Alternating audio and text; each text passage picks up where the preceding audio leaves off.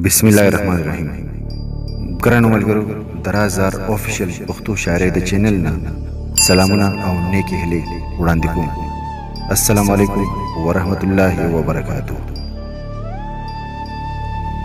د نیمې شپې یو خیال چې ګیر چاپېره هوښیارۍ خو سمه خونه په تصور کې د سپوږمۍ غوندې پړقېږي. د هغه خلک چې کم د جسم د مزدورۍ نه زیات د فکر مزدوراني په تیارو کې د هغو اوچت لاسونه د قومونو تقدیر بدلوي، او د ورځې په رڼا کې خلک د هغو مړانې ته ګوته په خوله ولاړي.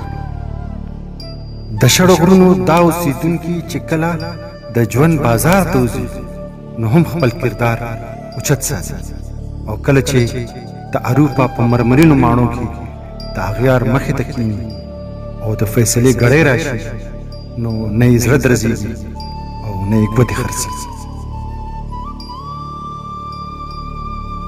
دا نظم ستاسو سره شریکوم. د دې عنوان دی رڼه مخونه. نن د شپې په نیمه شپه کې څه خاموشه ننداره کې زه د ویرې را بیدار شوم، څه ناڅاپه غوندې ویښ شوم. صرف یوه شمه بلیږي، هم بلیږي، ویلې کېږي، ښه روښانه ده پړقېږي. خاموشي هرخوا خوره ده، دنیا ښه بېغمه وده ده. پتنګان دې راغونډېږي راغونډېږي، لګړه کېږي، څه راځي څه رخصتېږي. یو شغلۍ حاصله نه کړه خو بدن یې خپل روښان کړو، بیا هم هغه قرباني ده، بیا هم هسې قرباني.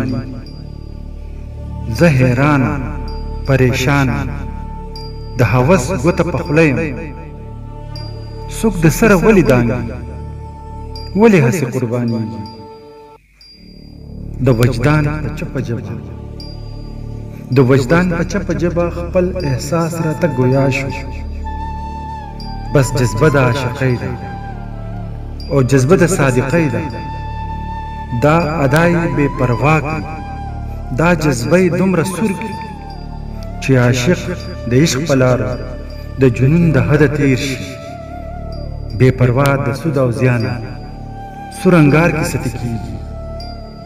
دلته هم دا فلسفه ده، په کابل هم داسې کېږي، او ځکه سور انګار ته دانګي چې زړګی نه ساتي، ځکه سور انګار ته دانګي چې زړګی نه ساتي.